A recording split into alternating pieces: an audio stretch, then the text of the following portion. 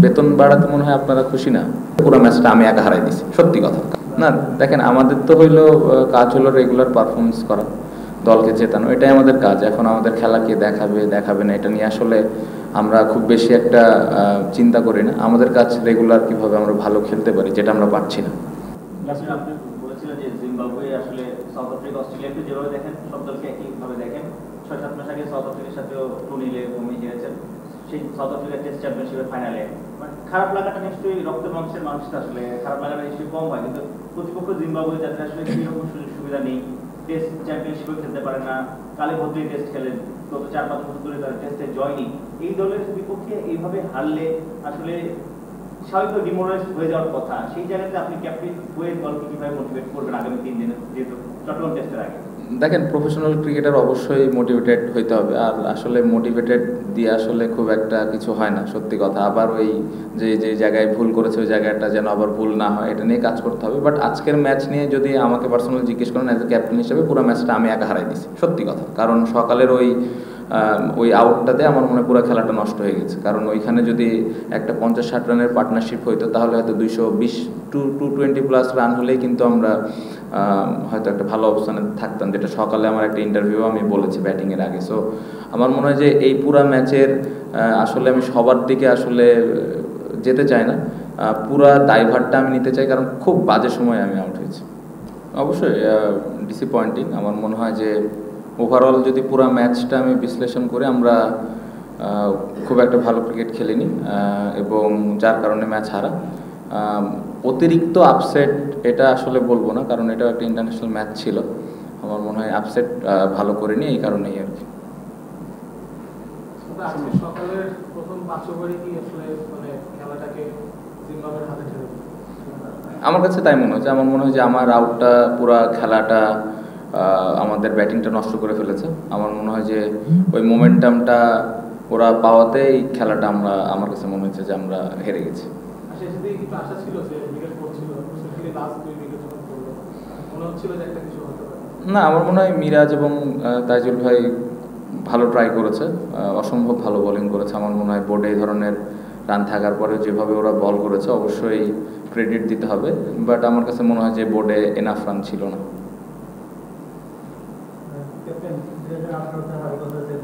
আপনি তখন টিমের জুনিয়র মেম্বার, এখন আপনি ক্যাপ্টেন, এই 4 বছরে মানে এই কয়েক বছর অনেক কিছু হয়ে গেছে। মানে জিম্বাবুয়ে 10টা টেস্ট পর একটা নেতৃত্ব, তারপর যারা মনেও হেরেছে একদম আয়ারল্যান্ড বা আফগানিস্তানের কাছে। তো এই হারের তুলনায় কি এই হারের মানে গ্লানিটা বা এই হারের যে কষ্টটা সেটা একটু বেশি আপনার জন্য? বেশি বলবো না, হারলে যে কোনো ম্যাচ হারলেই খারাপ লাগে। অবশ্যই আমাদের অ্যাবিলিটি অনুযায়ী আমরা খেলতে পারিনি, এটা আমি বিশ্বাস করি। কারণ আমার মনে হয় যে আমরা এর থেকে ভালো ক্রিকেট খেলার মতো দল, এই জন্যই ডিসঅ্যাপয়েন্টেড। অনেক বেশি খারাপ লাগছে এই ম্যাচ হেরে, জিনিসটা এরকম না।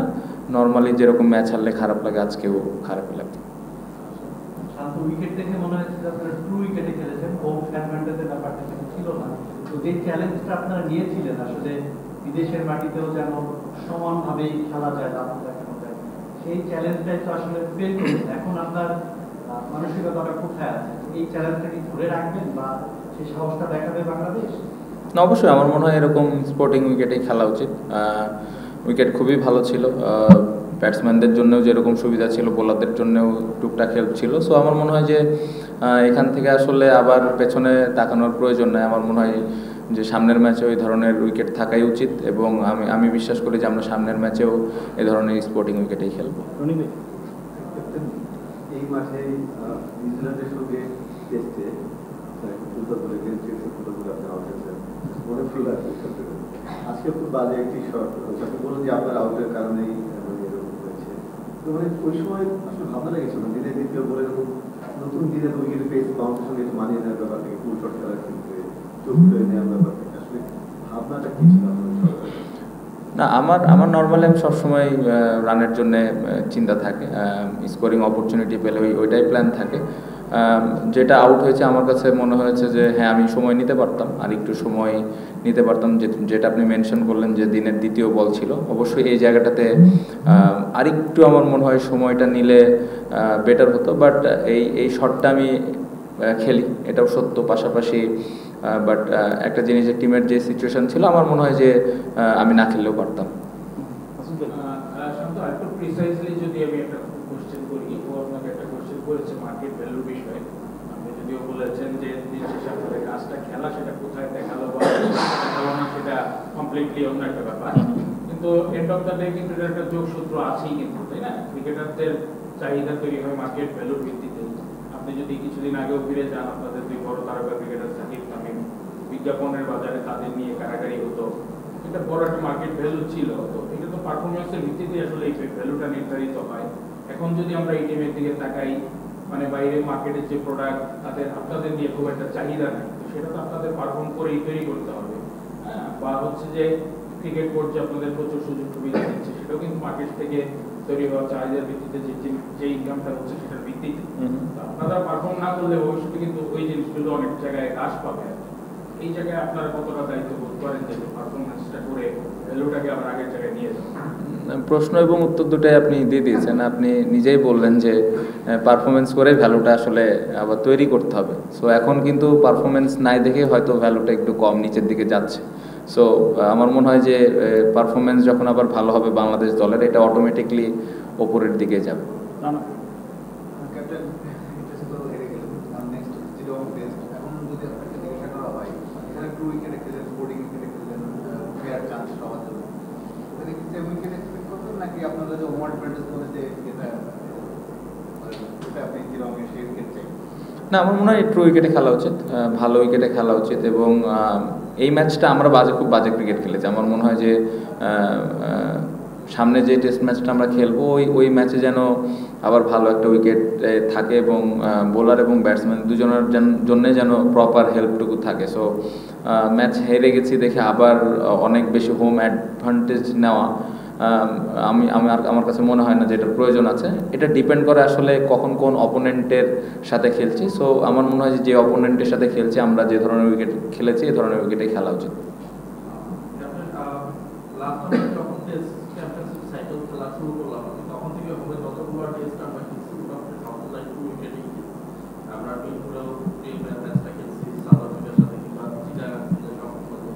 আমাদের যে হোমে, আমরা এখন হয়ে গেছে হোমে মানে আমরা এই একই উইকেট আমরা বাইরে খেললে ভালো করি, কিন্তু হোমে আসতে হয় না। তো এটার পিছনে আপনি কি কারণ, হোমে খেলতে গেলে উইকেটে কি সমস্যা? সমস্যা কি আসলে এইভাবে বলা মুশকিল। আপনি যদি ব্যাটিং দেখেন আমাদের, আমরা খুবই সফট ডিসমিসাল সবগুলাই।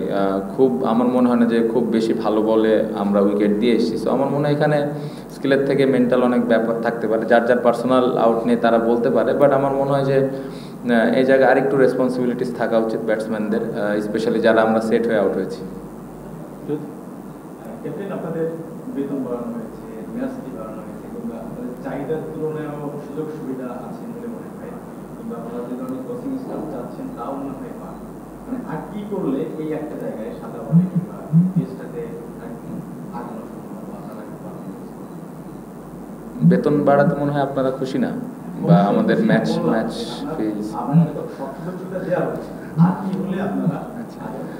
না, আমার মনে হয় যে অনেকদিন পরে আমাদের ম্যাচ ফিজ বেড়েছে, বোর্ড হেল্প করছেন আমাদের, এটা অবশ্যই এটা অ্যাপ্রিসিয়েট করার মতো বিষয়।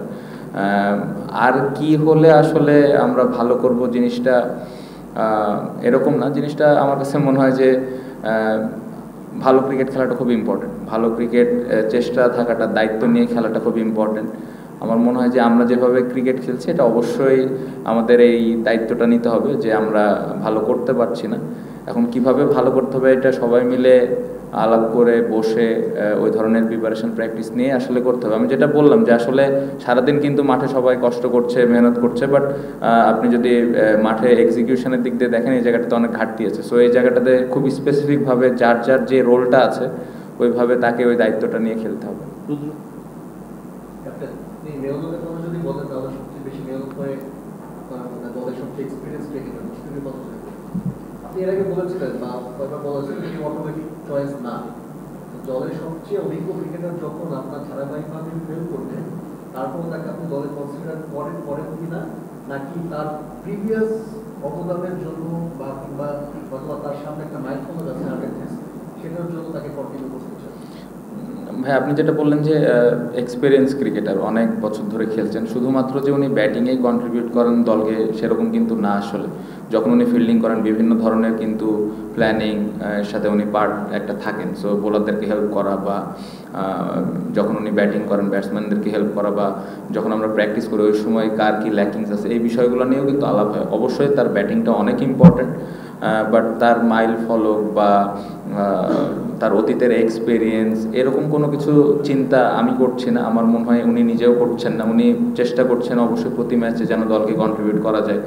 সো আমি আশা করবো যে সামনে যে সুযোগ আছে, আর একটা ম্যাচ আছে, ইনশাল্লাহ উনি ঘুরে দাঁড়াবেন এবং কন্ট্রিবিউশনের দিক দিয়ে আমি স্টিল আশা ছাড়ছি না, কারণ এরকম অনেক সময় আছে গেছে ওনার, আবার ওখান থেকে ফেরতও আসছেন। সো আমার মনে হয় যে উনি ভালোভাবে ফেরত আসতে পারবেন। এটাও কি মনে হয় যে আপনি মানে পুরো ব্যাটিং লাইনআপ জিম্বাবুয়ের বোলিং লাইনআপকে একটু আন্ডার এস্টিমেটও করেছেন, কারণ ওরা রিপিটেডলি হয়তো একটা লেন্থে বোলিং করে গেছে, দেখা গেছে ওগুলো এক করতে যাতে বলে সব ডিসমিসের অনেক ছিল, তো মুজারাবানি 9 উইকেট নিয়েছে, হয়তো আরেকটু কেয়ারফুল নিতে হবে। না, অবশ্যই ভালো বল করেছে, এটা অবশ্যই মানতে হবে, ওর হাইটের একটা অ্যাডভান্টেজ তো থাকেই। আমার মনে হয় স্টিল যেহেতু ওই ভালো বল করছিল, অ্যাজ এ ব্যাটিং ইউনিট আমাদেরকে আরেকটু দায়িত্ব নিতে হইতো, তার এগেনস্টে আর একটু ভালো প্ল্যান করার প্রয়োজন ছিল, কারণ সেই ওদের মেন বলার ছিল। সো ওই মেন বলারকে কীভাবে আমরা ওর স্পেলগুলো হ্যান্ডেল করবো এটা গুরুত্বপূর্ণ ছিল, যেটা আমার মনে হয় যে আমরা কিছু সময় করেছি বাট লম্বা সময় ধরে করতে পারিনি।